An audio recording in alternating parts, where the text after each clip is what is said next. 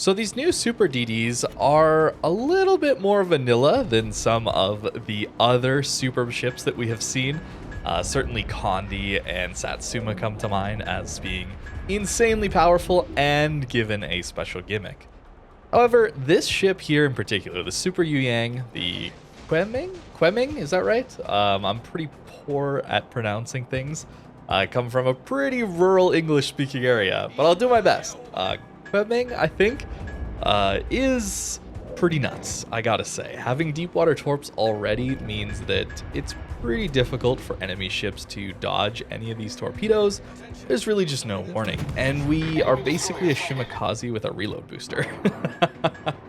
Which is nuts. It really, really is. This ship, it can just crush flanks. It's really ridiculous. The weakness, of course, comes from its lack of gunpowder and the torps not being able to hit DDs.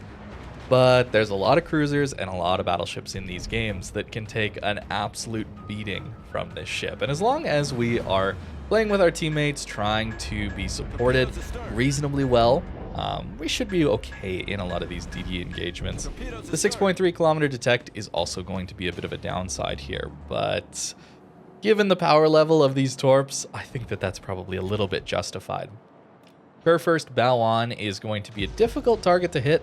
Hydro, of course, can be very, very tricky, but we have actually 6 sets of torps. So even if he only eats 1 bow-on torp from every set, that's still 6 torp hits. That's a lot of damage. That's a lot of damage. And of course, well, this guy is going to go broadside on to this. So the wall of torps is real with this ship. I am pretty terrified to see a division of these. This is going to be a pretty scary thing to come up against as a battleship player, or even a cruiser player, honestly. There's no warning to these torps. 2 hits there gets us up over 50,000 damage to start with, and I think he's probably just accepted his fate at this point. Little overkill, maybe?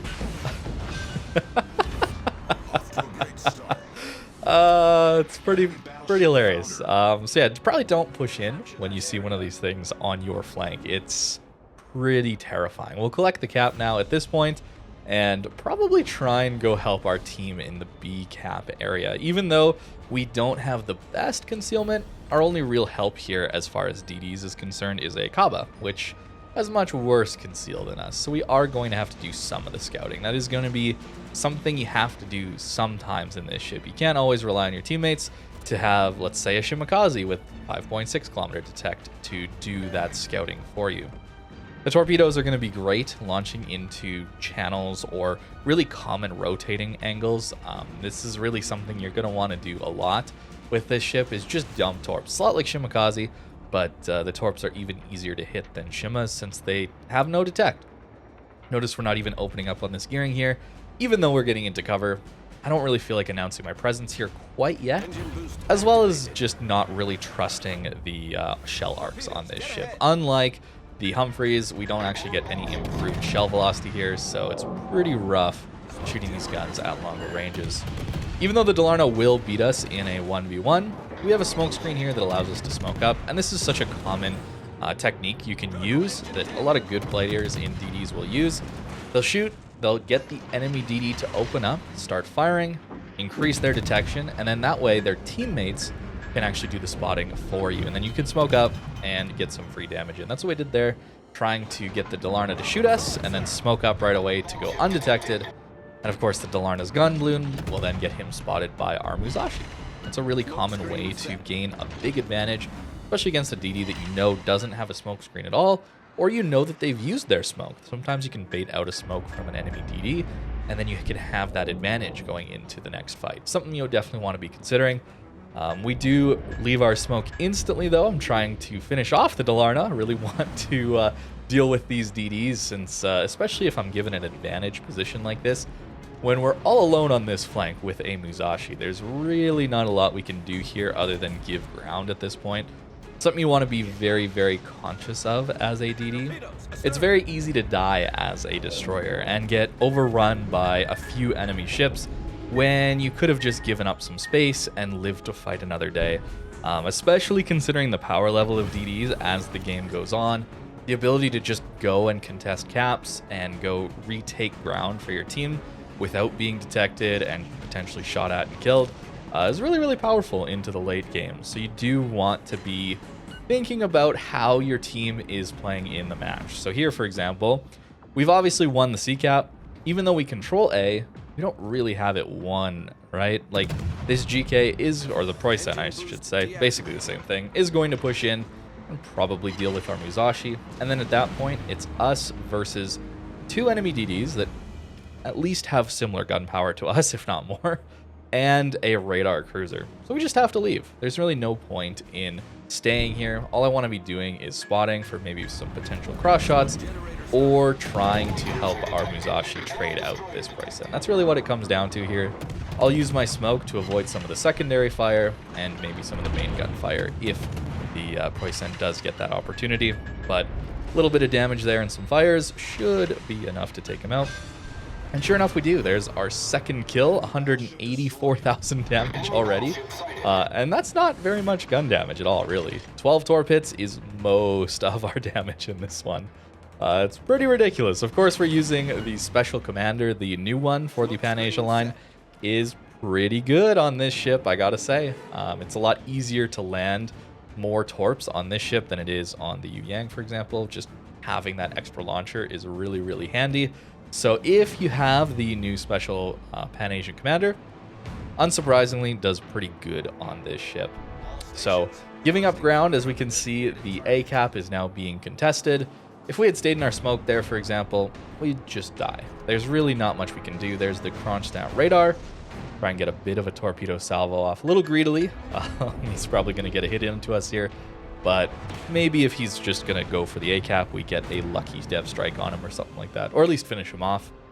And then the gearing opens up. You can see how pitiful that shell velocity is. We have the same shell velocity as the gearing here. This is the reason I'm not opening up on anybody at longer ranges. You can see how difficult it is for that gearing to even come close to hitting us.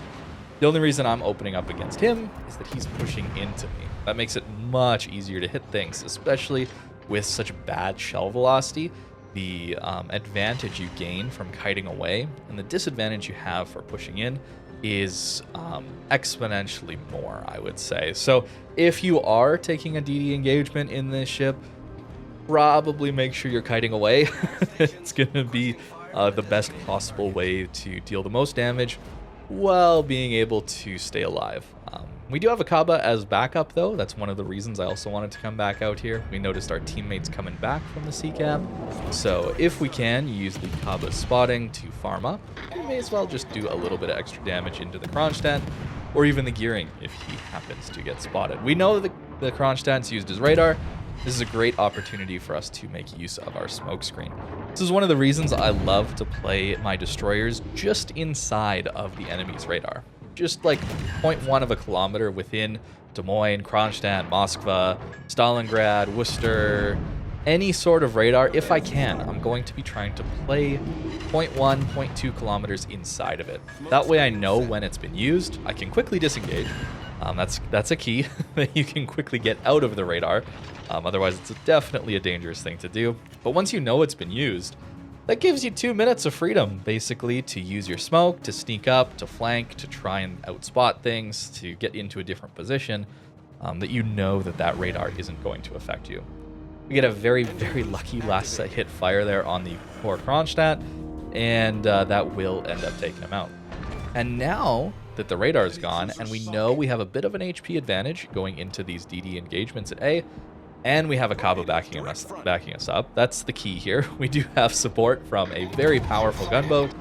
Let's push in and try and take these DD engagements again. That's really what it comes down to, is trying to find that advantage, trying to always make it as unfair a fight for the opponent as possible when it comes to DD engagements. So that's where I don't really want to stick around, even if it is a bit of a 50-50 trade, unless I absolutely have to. Like, the game is requiring me to take that 50-50 fight to potentially win the game. If it's not really the game on the line, I'm probably gonna try and live to fight another day. Try and gain some sort of advantage elsewhere that allows me to more proactively win engagements. I don't really want to take those 50-50s quite as much. So in this example, going and meeting up with the Khabarovs and then taking the gunboat engagements.